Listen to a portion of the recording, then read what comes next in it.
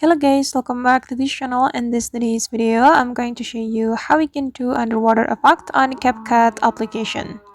Alright guys, let's get into it. Here I have created a project in my CapCut application, and first of all we're going to add a video effect to our video.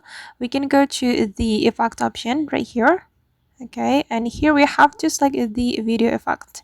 In this video effect, we have to go to the light effect category, and then you can scroll down until you find the water reflection effect. Wait guys, I'm searching for it. Okay, this one. Click on this water reflection effect. Then before you apply this effect to your video, you can click on this adjust to adjust the speed, size, filter, and color. Then also the twist.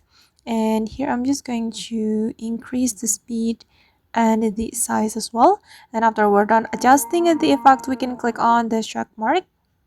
Okay, then you can make the effect align with your video. You can drag the effect like this.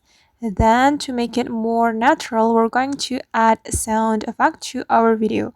We can click on audio, and we have to select the sound FX and just search for underwater sound effect.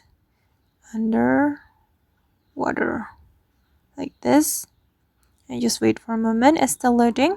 Okay, and you can choose the underwater sound effect, which is suitable for your video, and I'm gonna go with this one. So we can click on this plus button, and this is the result.